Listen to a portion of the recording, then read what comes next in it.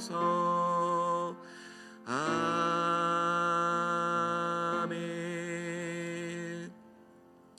오늘 우리에게 주신 하나님의 말씀은 요한복음 2장 13절에서 17절까지의 말씀입니다.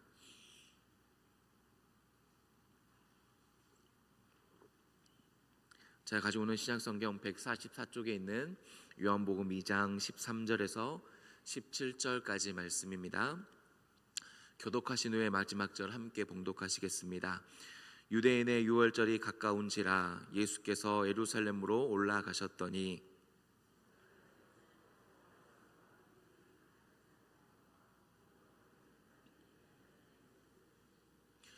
노끈으로 채찍을 만드사 양이나 소를 다 성전에서 내쫓으시고 돈 바꾸는 사람들의 돈을 쏟으시며 상을 엎으시고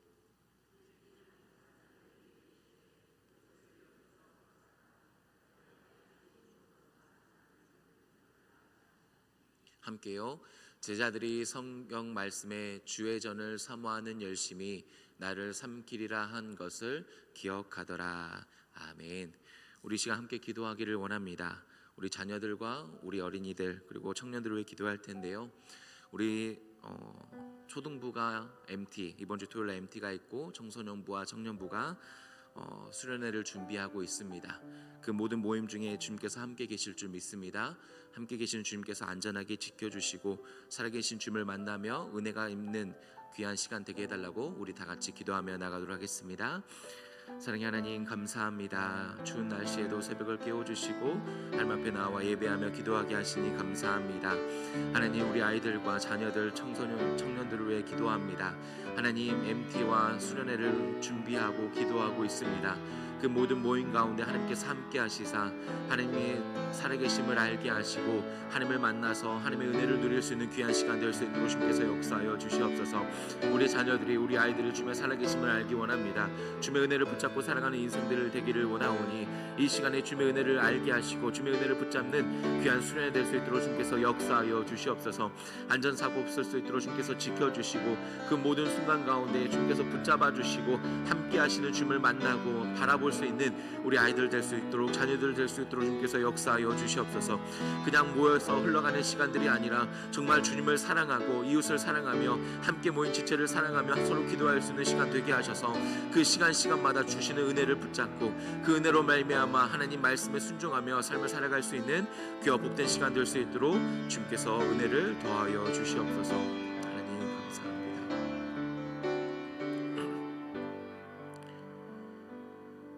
사랑의 하나님, 추운 날씨에도 새벽을 깨워주시고 주님 앞에 나와 예배하며 기도하게 하시니 감사합니다. 하나님 가장 먼저 우리 자녀들, 아이들, 청년들을 위해 기도합니다. 하나님 교회에서 모임을 준비하며 수련회를 준비하며 기도하고 있습니다. 그 모든 모임 가운데 함께 하실 줄 믿습니다. 함께 계시는 주님을 바라보며 그 살아계신 주님을 믿고 만나고 그 은혜를 받고 누릴 수 있는 귀한 수련회 될 수 있도록 주님께서 역사하여 주시옵소서. 그냥 억지로 끌려가는 시간이 아니라 정말 마음을 모아서 주님을 바라볼 수 있는 시간 되게 하시고 주시는 은혜를 붙잡고 이 삶을 살아감을 통해서 하나님의 은혜를 전파하며 그 복을 누릴 수 있는 우리 청년들, 우리 아이들 될 수 있도록 주님께서 역사하여 주시옵소서. 그럼을 통해서 살아계신 주님과 동행하기를 원합니다. 주님을 모시며 주님을 위해 살아갈 수 있는 우리 자녀들, 청년들 될 수 있도록 주님께서 인도하여 주시옵소서. 하나님 저희들이 주님의 말씀 앞에 섭니다. 하나님 말씀 앞에서 순종할 수 있도록 주님 위해 살아갈 수 있도록 우리들의 마음을 주장하여 주시옵소서. 예수님의 이름으로 기도합니다. 아멘. 할렐루야. 아멘. 오늘 말씀을 통해서 예수님께서는 무너진 예배가 회복되기를 원하셨습니다. 어떠한 모습으로 예배가 회복되기를 원하셨을까요? 본문을 통해 함께 살펴보고 우리의 예배가 회복되기를 소망합니다. 예수님께서는 유월절을 맞아 예루살렘으로 올라가십니다. 그리고 성전 안에서 소와 양과 비둘기 파는 사람들 그리고 돈을 받고 주는 사람들이 앉아 있는 것을 보십니다. 상인들과 환전인들이 예배를 드리기 위해서 그곳에 있고 앉아 있었다면 별 문제가 없었을 겁니다. 근데 그들은 물건을 팔기 위해서, 재물을 팔기 위해서, 그리고 이득을 취하기 위해서 소리를 지르고 있었던 모습을 주님께서 보십니다. 원래는 감난삭 자락에 있는 기드론 골짜기에서 판매했다고 합니다. 왜 그랬을까요? 이런 명절을 맞아서 멀리서 예루살렘에 오는 사람들이 온전한 제물을 드리기 위해서였습니다. 약 멀리서는 100km가 넘는 거리를 왔어야 되는데요. 그 100km가 오면서 제물을 가지고 오면 상처 나기도 하고 도덕죄를 당하기도 했을 겁니다. 그래서 온전한 제물을 드리기 위해서 감난산 자락에서 제물을 판매한 겁니다.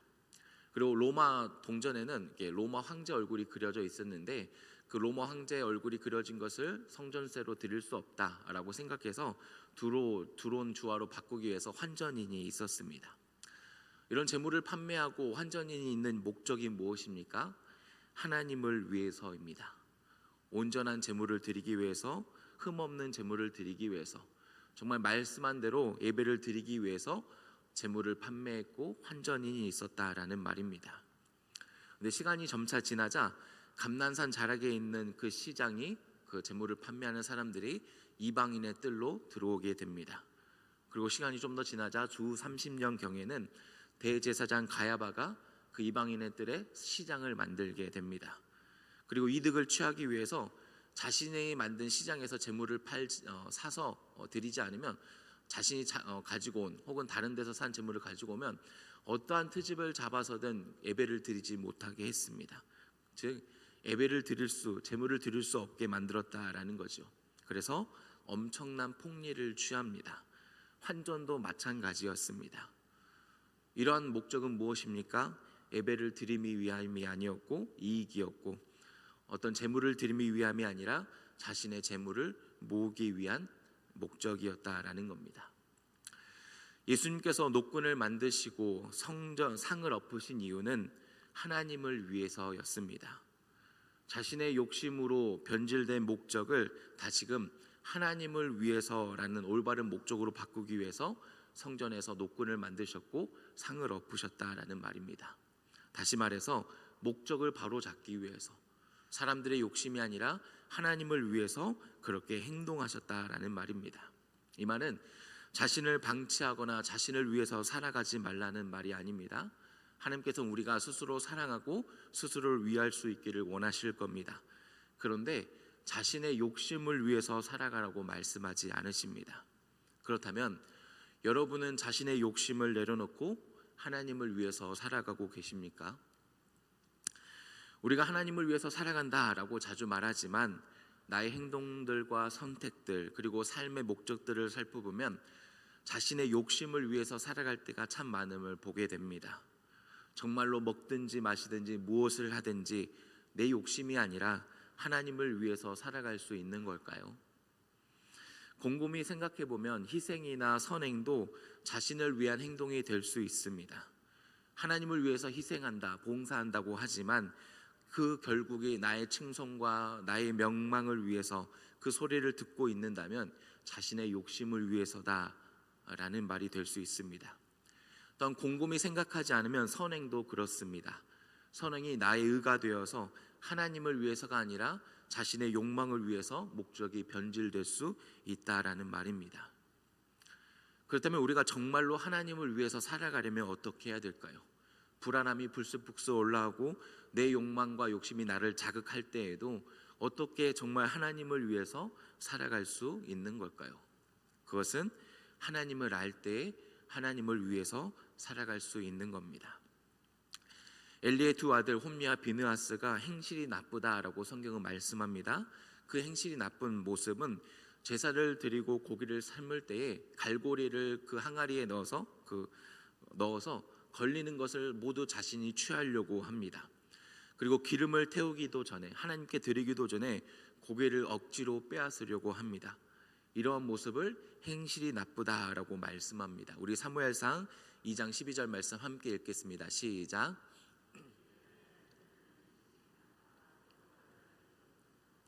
행실이 나빠서 여호와를 알지 못하더라라고 말씀합니다. 여기서 행실이 나쁘다라는 것은 자기 욕망과 자기 욕심을 취하는 삶을 살아가고 있다라는 말입니다. 하나님께서는 분명히 제사장들에게 몫을 주셨고 자신을 보살피며 살아가게 하셨습니다. 그런데 자신의 욕망을 위해서, 욕심을 위해서 살아가고 있는 이 홈리와 비느하스를 향해서 행실이 나쁘다라고 말씀하고 있는 겁니다. 그렇게 행실이 나쁘기에 하나님을 알지 못한다라고 말씀하고 있는 거죠.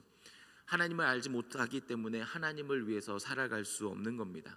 그래서 하나님을 위해서 살아가야 될 본래 목적을 가진 우리가 자신의 욕망과 자신의 욕심을 따라 살아가는 변질된 모습으로 살아가고 있음을 말씀하고 있습니다. 그렇다면 우리가 알아야 하고 알아가야 될 하나님은 어떠한 분이십니까? 어떠한 분이시기에 우리가 하나님을 알면 하나님을 위해서 살아갈 수 있는 걸까요? 우리가 알고 있는 그리고 알아가야 될 하나님은 선하신 하나님이십니다. 하나님께서 선하신 분이십니다. 할렐루야. 하나님은 우리와 항상 함께 계신다라고 말씀합니다. 그리고 떠나지 않으실 줄 믿습니다. 그런데 성경에서는 사울을 버리셨다라고 말씀합니다. 우리는 그것을 어떻게 받아들여야 될까요? 떠나지 않겠다, 항상 함께 하신다라고 말씀하시는데 사울을 버리셨다라고도 말씀하십니다. 이것은 우리가 하나님의 주권을 인정해야 하는 겁니다. 하나님이 나와 항상 함께 계시네, 떠나지 않으신데 라고만 알고 있다면 내 마음대로 해도 되겠네 라는 죄악이 올라올 것입니다. 그런데 떠나실 수도 있는 하나님의 주권을 인정해야 된다라고 성경은 말씀하는 겁니다. 우리가 그렇게 하나님의 주권을 인정할 때 그 하나님을 어떻게 믿을 수 있을까요? 하나님께서 선하신 분이시기 때문에 하나님의 주권을 인정하면서 또한 그 선하신 하나님을 믿을 수 있다라는 겁니다. 우리가 죄악 가운데 죽을 수밖에 없지만 그럼에도 불구하고 우리에게 은혜를 베푸시는 선하신 하나님이십니다. 그 은혜를 베푸시는 선하신 하나님이기 때문에 우리가 주권을 인정함과 동시에 그 선하신 하나님을 믿으며 살아갈 수 있다라는 말이지요. 그 선하신 하나님께서 우리를 위하신다라고 말씀합니다. 하나님께서 우리를 위하셔서 독생자를 보내십니다. 우리 로마서 8장 32절 말씀 함께 읽겠습니다. 시작. 자기 아들을 아끼지 아니하시고 우리 모든 사람을 위하여 내주신 이가 어찌 그 아들과 함께 모든 것을 우리에게 주시지 아니하겠느냐. 아멘. 선하신 하나님께서 아들을 아끼지 아니하시고 우리를 위해서 주신다라고 말씀합니다. 그 아들과 함께 그 모든 것을 주시는 선하신 하나님이시다. 아들을 내어주시기까지 우리를 위하시는 분이시다라고 성경은 말씀하고 있는 겁니다. 우리가 그 선하신 하나님을 알면 알수록 우리는 하나님을 위해서 살아갈 수 있는 겁니다. 두려움이 불쑥 올라옵니다. 나의 욕심이 나의 마음을 자극하고 지배할 때도 있을 겁니다. 그럼에도 불구하고 우리가 하나님을 위해서 살아갈 수 있는 이유는 하나님이 우리를 위하시기 때문입니다.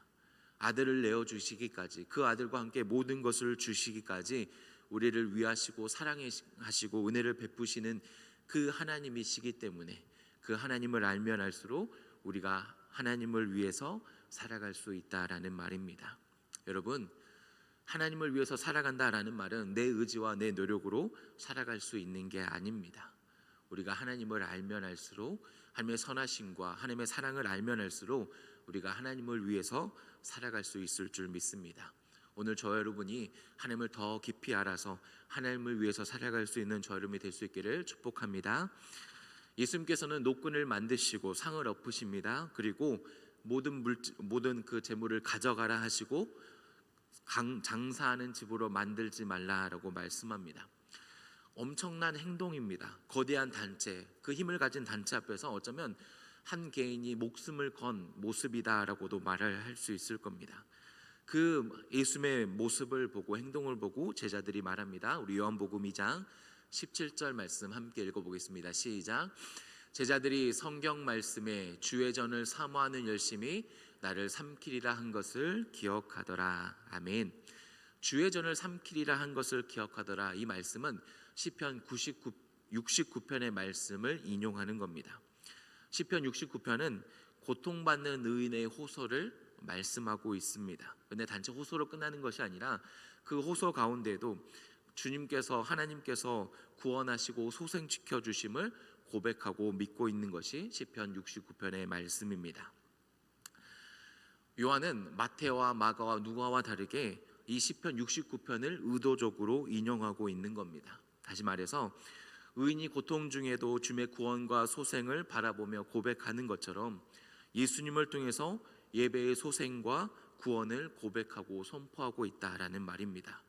성전이 지금 장사하는 소굴로 변해버렸지만, 그래서 그 수많은 동물들의 오물과 울음짖는 소리가 묻혀서 기도 소리가 하나도 들리지 않는 그 모습으로 변해버렸지만, 예수님께서는 그 성전에서 소와 양을 몰아내시고 예배의 회복과 소생을 지금 선포하고 있다라는 말입니다. 그렇다면 예수님께서 회복시키는 예배의 모습은 무엇일까요? 삼키리라라는 이 단어는 성경에서 종종 재물을 태우다라는 뜻으로 사용될 때가 있습니다. 그러니까 예수님께서는 소와 양과 비둘기를 다 내모시고 하나님의 어린 양이신 자신이 화목제물로 불로 태우심을 받으신다라는 말씀입니다. 즉 예배의 회복은 하나님의 어린 양이신 예수님을 통해서 회복된다라는 겁니다. 오직 자신을 제물로 드리신 예수님을 통해서 예배가 회복됩니다. 예수님을 통해서 예배가 회복된다라는 말은 하나님과 올바른 관계, 맡긴 담이 허물어지고 올바른 관계가 다시 생긴다라는 것이죠. 하나님과 올바른 관계가 생기면 어떻게 될까요? 하나님을 위해서 살고 싶어집니다. 하나님이 나의 주인이심을 알고, 하나님이 나에게 은혜를 베푸시고 나를 사랑하시는 분이심을 알고, 선하신 분이심을 알고 하나님을 위해서 살아가고 싶은 마음이 내 마음에 생긴다라는 겁니다. 저 여러분 가운데 하나님을 위해서 살아가고 싶은 마음이 있으십니까?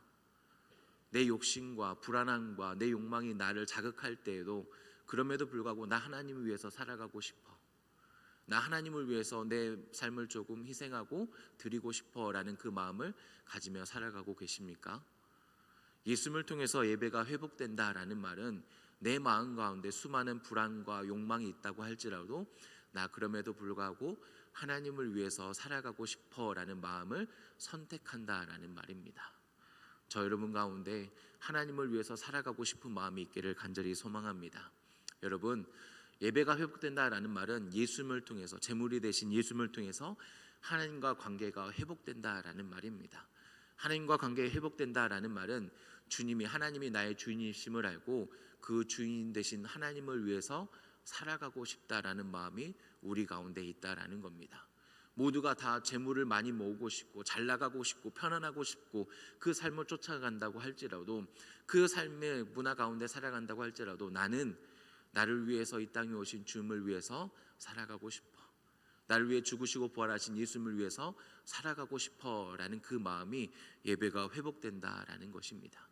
오늘 저와 여러분 가운데 주님을 위해서 살아가고 싶다라는 마음을 통해서 하나님을 위해 살아가고 예배가 회복되고 심령이 회복되고 구원의 감격을 누리며 살아갈 수 있는 복된 하루 될 수 있기를 주님의 이름으로 축복합니다.